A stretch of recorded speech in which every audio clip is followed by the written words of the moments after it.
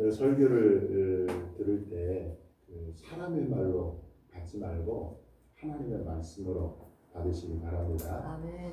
그리고 설교를 들을 때 설교를 판단하면 안 돼요. 어거스틴 있잖아요. 어거스틴이 그 사람을 회심하게 된 계기가 아이들이 저기에서 뭐하고 막 소리를 치는데 딱 들려오는 말이 집어 들고 읽어라 이런 말이 싹 들어왔어요. 애들이 말인데 집어 들고 읽어라. 그래서 그 말에 순종해서 이제 성경을 펼쳤는데 그것이 로마서 13장. 그래서 때가 가까웠으니 어둠의 일을 덮고 빛의 법을 입어라. 이 말씀을 딱 읽고 나서 그가 완전히 회심하는 역사가 일어났거든요. 그러니까 하나님은 어린 나이의 말을 통해서도 그 위대한 성인 어거스틴을 회심시키는 역사가 일어났습니다. 그렇기 때문에 이 강단에서 선포되는 말씀은 단순히 인간의 말이 아니라 하나님의 말씀인 것입니다. 그래서 우리가 하나님 말씀으로 받아들일 때 여러분들 그 말씀이 여러분들의 삶을 변화시킬 줄 믿습니다. 아멘. 자, 오늘 본문을 이해하기 위해서는요, 이스라엘의 역사를 좀 우리가 살펴볼 필요가 있습니다. 이스라엘의 초대 왕이 누구죠? 사울 왕이죠. 그리고 이제 사울 왕을 이어서 이제 다윗이 왕이 되고 다윗 왕조가 세워지게 됩니다. 다윗은 하나님 마음에 합한 사람이었어요. 그리고 이제 다윗을 이어서 솔로몬 왕이 되죠. 솔로몬 초기에는 이 솔로몬이 하나님의 성전을 건축하는 등 하나님을 잘 섬겼습니다. 그러나 이방 여인들을 아내로 맞이하면서 이제 배교의 길을 걷게 됩니다. 무려 그 이방 여인의 아내가 1000명이나 됐어요. 그래서 이제 하나님을 떠나고 우상 숭배의 길로 걷게 됩니다. 결국 그의 아들 르호보암 때에 이 이스라엘은 남북으로 분단이 돼요. 북이스라엘과 남유다로 이제 나라가 쪼개지게 됩니다. 북이스라엘은 그리고 이 분단된 북이스라엘은 우상 숭배의 길로 가다가 BC 722년도에 아수르 제국에 의해서 완전히 멸망을 당했습니다. 그 다음에 남유다도 하나님을 떠나서 계속해서 죄악된 길로 가다가 BC 586년도에 이 바벨론의 제국에 의해서 멸망을 당했습니다. 그때 이제 남유다 가운데에 바벨론으로 포로로 잡혀간 사람들이 있었는데 그 중에 대표적인 사람이 다니엘입니다. 다니엘과 사드락과 메삭과 아벳느고가 이제 바벨론으로 포로로 잡혀간 이야기가 이 다니엘서에 잘 기록되어 있습니다. 남유다가 멸망할 당시에 그 예언을 했던 사람이 활동했던 선지자가 바로 에레미야 선지자입니다. 에레미야 선지자는 이 포로로 잡혀간 이스라엘 백성들이 70년이 지나면 다시 고국으로 돌아올 것이다. 그렇게 예언을 했습니다. 예레미야 예언대로 바벨론을 멸망시킨 이 바사왕 고레스 때에 놀랍게도 극적으로 포로로 잡혀갔던 이스라엘 백성들이 고국으로 예루살렘으로 돌아오는 그런 기적이 일어나게 됐습니다. 여러분들 이런 것을 통해 우리가 하나님이 역사의 주관자임을 알 수가 있죠. 아멘. 역사는 하나님의 말씀대로 이루어져 가는 것입니다. 아멘. 이것은 개인도 마찬가지입니다. 하나님이 인간의 생사 화복을 주관하고 계시는 것입니다. 아멘. 이 죽고 사는 것이 하나님의 손에 달려 있는 겁니다. 아멘. 따라서 우리는 하나님을 믿고 의지하며 살아야 될 줄 믿습니다. 아멘. 자, 이스라엘 백성들이 포로 귀환을 합니다. 1차, 2차, 3차에 걸쳐서 고국으로 돌아오게 되는데 1차 때 돌아온 사람들이 이 스룹바벨을 비롯해서 총 42,360명이 이제 고국으로 돌아오게 됩니다. 그들이 제일 먼저 한 일은 뭐냐면 성전을 건축합니다. 아멘. 그래서 그 건축된 성전이 뭐냐면 스룹바벨 성전이나 이렇게 이름이 지어진 것입니다. 이와 같이 이스라엘 백성들은요 제일 먼저 포로로 고국 땅에 와서 한 일이 성전을 건축한 것을 볼 때에 그들은요 하나님의 성전을 굉장히 중요시 여겼다는 거예요. 자기의 삶의 중심에 성전을 두었다는 사실입니다. 지금 이스라엘이 전쟁 중에 있습니다만요. 그러나 결국은 전쟁도 경제고 돈이거든요. 그런데 세계 금융을 좀 잡고 있는 사람이 누구냐? 바로 유대인들입니다. 성전을 중시했던 그 유대인들을 하나님께서 그렇게 축복해 주셨다고 믿습니다. 미국으로 이주한 영국의 청교도들이 제일 먼저 한 일이 뭐냐면 교회를 짓는 거예요. 자기 집도 아니고 교회를 먼저 지었다는 것입니다. 그렇게 세워진 나라가 지금의 미국인데 미국은 지금도 초강대국으로 남아 있습니다. 여러분 교회를 사랑하는 개인이나 또 가정이나 민족이나 국가는 하나님께서 반드시 축복하실 줄 믿는 것입니다. 제가 신방 때 우리 그 소정희 집사님에게 준 말씀이기도 합니다만은 이렇게 제가 소정희 집사님 집에 가서 주신 말씀이거든요. 시편 91편 12절 13절 한번 읽어볼까요? 시작. 의인은 종려나무같이 번성하며 레바논의 백향목같이 성장하리로다. 이는 여호와의 집에 심겨졌으며 우리 하나님의 뜻 안에서 번성하리로다. 아멘. 그래서 여러분 이 교회를 가까이 하시기를 바라고요. 아멘. 교회를 정말 사랑하고 섬길 수 있기를 바랍니다. 자, 2차 때 돌아온 사람들이 이 율법학자 겸 제사장인 에스라를 비롯해서 이제 여자나 어린아이를 다 뺀 남자만 1740명이 이제 2차 때 귀환하게 됩니다. 그 에스라의 임무는 이 백성들에게 말씀을 가르치는 일이었습니다. 그리고 이제 3차 때 돌아온 사람이 느헤미야인데 느헤미야는 이 이스라엘의 예루살렘의 총독의 신분으로 와서 그가 한 일은 예루살렘 성벽을 건축하는 일을 했습니다. 그래서 오늘 본문의 배경은 뭐냐면 2차 귀환했던 이 에스라 때의 이야기입니다. 북이스라엘이나 남유다가 멸망한 원인이 뭐냐면 결국 우상숭배입니다. 우상숭배.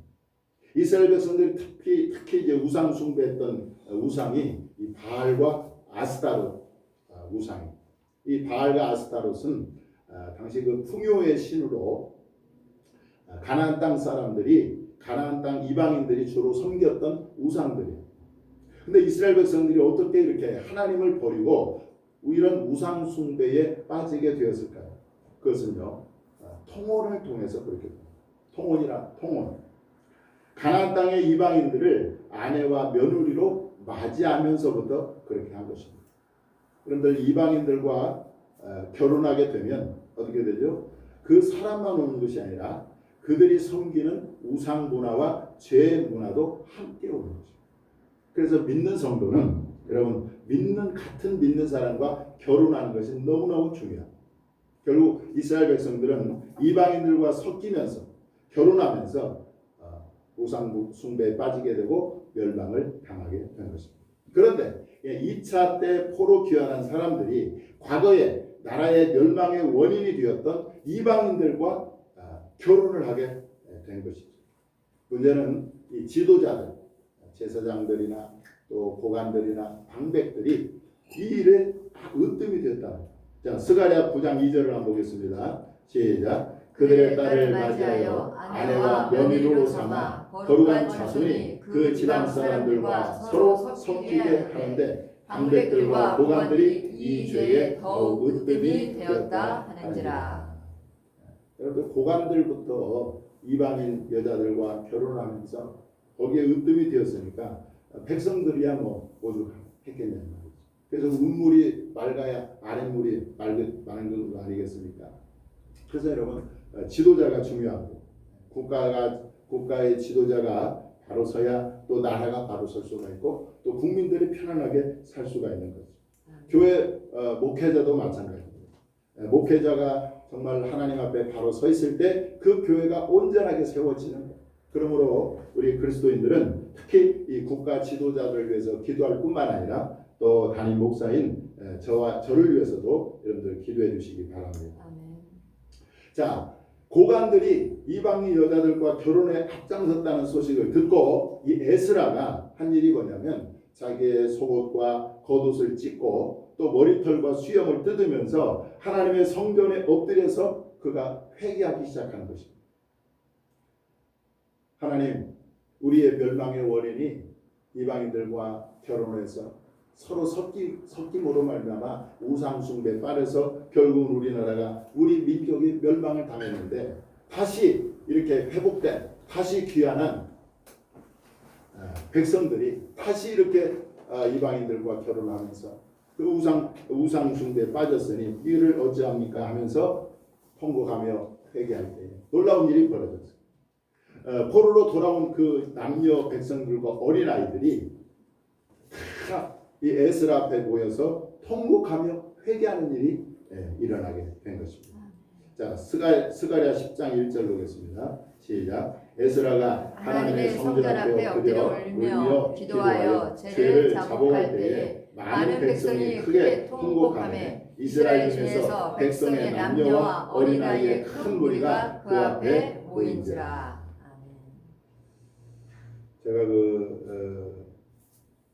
안양대학교 다닐 때 그때 총장이 김영실 총장이었어요. 근데 이분이 어떤 운동을 펼쳤냐면 한 구석 밝히기라는 운동을 펼쳤습니다. 그러니까 우리 이제 학생들에게 너희들이 뭐 넓은 곳을 비추려고 하지 말고 네가 있는 그곳에서 빛을 비춰라라는 의미로 한 구석 밝히기라는 운동을 펼쳤습니다. 저는 이 에스라의 모습을 보면서 신앙이 어디서부터 시작돼야 되는 것을 알 수 있어요. 신앙은 항상 나로부터 시작돼야 되는 거죠. 아멘. 내가 먼저 회개하고 내가 먼저 기도하고 내가 먼저 하나님께 열심을 내면 되는 것입니다. 그러면 하나님이 일하기 시작하시고 하나님이 사람들을 움직이기 시작합니다. 아멘. 에스라가 솔선수범으로 먼저 하나님 앞에 회개할 때에 그 회개가 이스라엘 전체 공동체로 번지는 것을 우리가 볼 수가 있습니다. 자신들의 죄를 회개하며 모인 사람들에게 에스라 선지자는 다시 한번 회개를 촉구합니다. 자, 스가랴 10장 10절 12절 보겠습니다. 제사장 에스라가 일어나 그들에게 이르되 너희가 범죄하여 이방 여자를 아내로 삼아 이스라엘의 죄를 더하게 하였으니 이제 너희 조상들의 하나님 앞에서 죄를 자복하고 그의 뜻대로 행하여 그 지방 사람들과 이방 여인을 끊어버리라 하니 모든 회중이 큰 소리로 대답하여 이르되 당신의 말씀대로 우리가 마땅히 행할 것입니다. 아멘.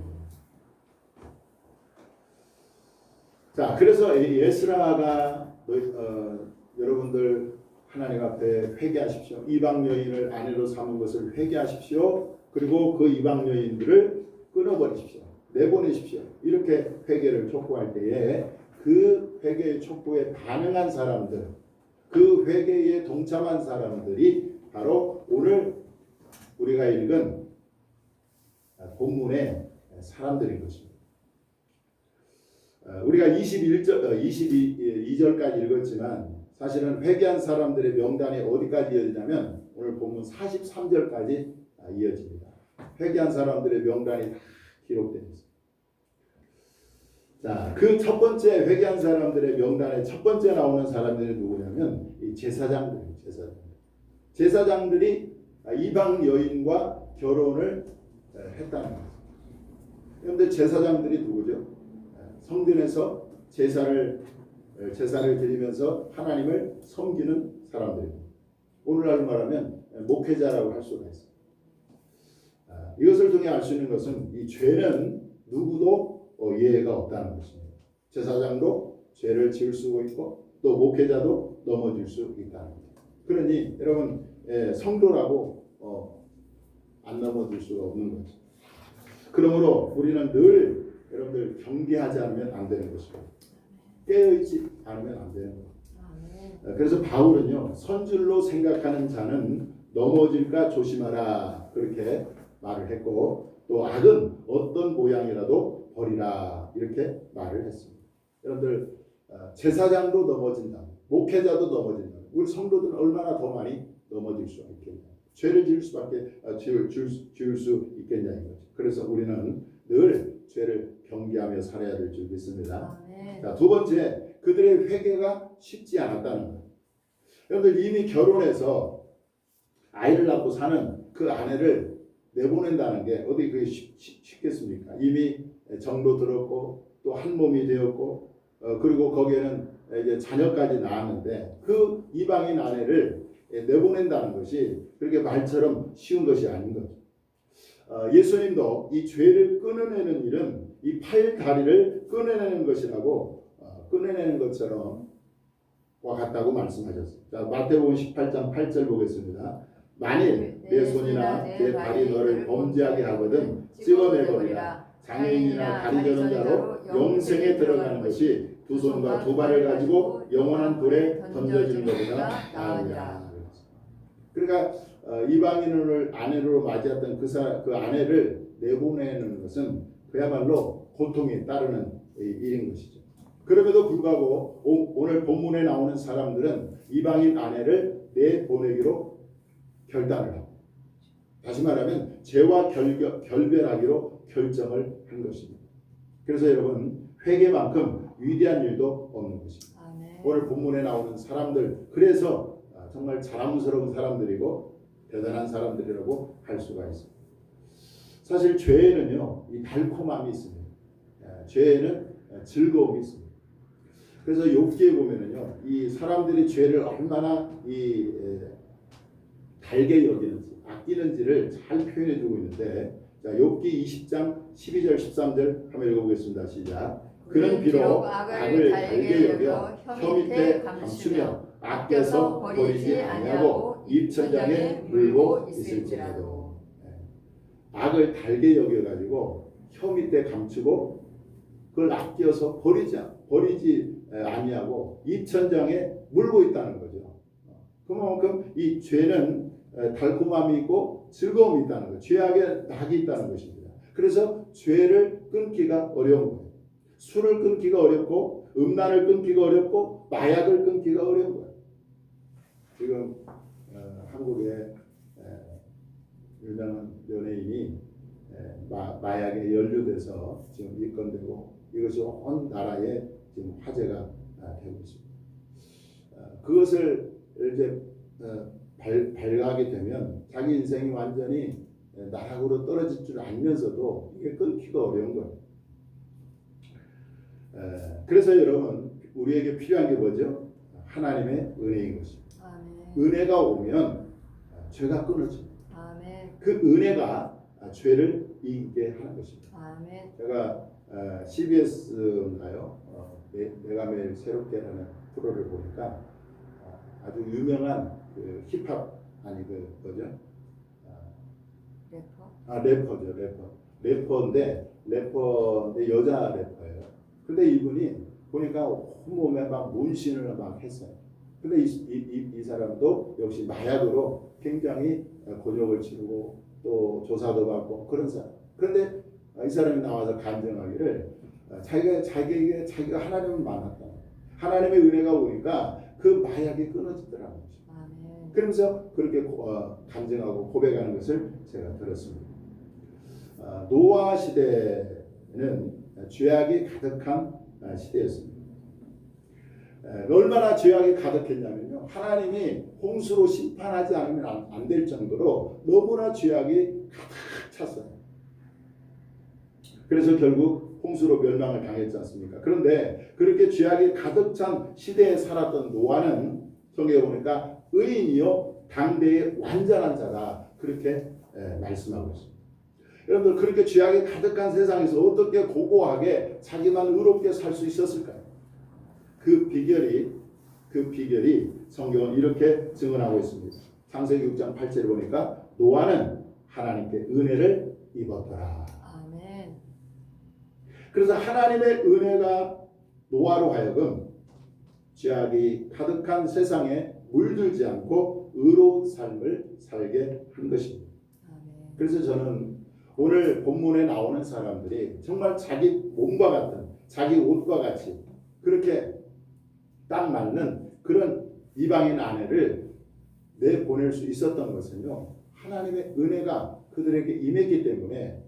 사실 이방인 아내를 내보내는 것은 죄를 끊는 거거든요. 죄와 결별하는 거거든요. 근데 그게 어떻게 가능했을까? 그들에게 뭐가 임했다? 하나님의 은혜가 임했다는 것입니다. 아멘. 자, 로마서 6장 14절에 보니까 이렇게 기록되어 있습니다. 한번 읽어보겠습니다. 시작. 죄가 너희를 주장하지 못하느니 이는 너희가 법 아래 있지 아니하고 어디 아래? 은혜 아래 있습니다. 아멘. 하나님의 은혜가 내게 부어질 때 아무리 끈질긴 죄라 할지라도 그 죄가 끊어지게 됩니다. 아멘. 여러분 아직도 끊어내지 못한 죄가 있습니까? 하나님께 은혜를 구하시기 바랍니다. 아멘. 하나님의 은혜가 그 죄를 넉넉히 이기게 할 줄 믿습니다. 아멘. 저는 오늘 성경 저자가 왜 이 회개한 사람들의 이름을 낱낱이 기록해 놨을까 한번 생각해 봤어요. 사실 죄 지은 사람들은 부끄러울 수도 있잖아요. 부끄러운 이름일 수 있는데 왜 그 회개한 사람들의 이름을 세세하게 지금 에스라 18절부터 43절까지 많은 사람들의 이름이 일일이 기록되어 있다는 말이에요. 왜 기록해 놨을까를 생각해 볼 때 여러분 회개한 사람은요 부끄러운 것이 없다는 것입니다. 아멘. 회개한 사람은 하나님 앞에서도 당당하다는 거예요. 에베소서 5장 13절에 보니까 그러나 책망을 받는 모든 것은 빛으로 말미암아 드러나나니 드러나는 것마다 빛입니다. 회개한 죄는 더 이상 죄가 아닌 것입니다. 하나님도 우리의 모든 죄를 다 용서해 주시기 때문에 회개한 사람의 이름이 그렇게 기록되어 있는 것입니다. 여러분 사람이 죄를 지어서 지옥 가는 게 아니에요. 왜 지옥 가죠? 사람이 회개하지 않아서 지옥 가는 거죠. 그래서 천국은 어떤 사람들이 가느냐? 회개한 사람들이 갑니다. 이 세상의 모든 사람 다 죄인이잖아. 죄 안 진 사람이 세상에 어디 있어? 그래서 그 죄 때문에 지옥 가는 게 아니라 죄 때문에 심판받는 것이 아니라 회개하지 않아서 심판받고 지옥에 가는 것입니다. 아멘. 천국에는 생명책이 기록되어 있어요.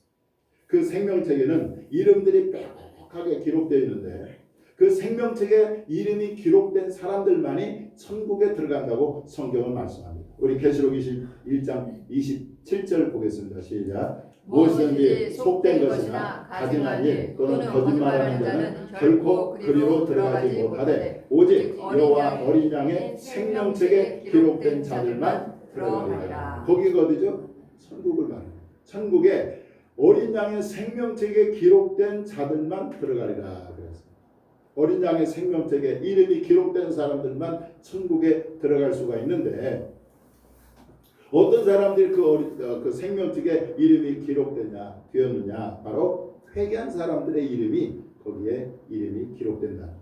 아멘. 그래서 오늘 하나님이 제가 깨닫게 해주신 건 뭐냐면 오늘 회개한 사람들의 이름이 다 기록되어 있잖아요. 이 기록된 이름이 바로 하나님 나라의 생명책에 기록된 이름이라는 거예요. 아멘. 그래서 그 이름들이 영광스러운 오늘 설교 제목처럼 영광스러운 이름들인 것입니다. 아멘. 저와 여러분 모두 정말 죄를 회개해서 하나님의 생명책에 이름이 기록되기를 바랍니다. 아멘. 그래서 우리의 마지막 궁극적인 목적지인 천국에 영원한 천국에 다 들어갈 수 있는 저와 여러분이 다 될 수 있기를 주님의 이름으로 축원합니다. 아멘. 기도하겠습니다.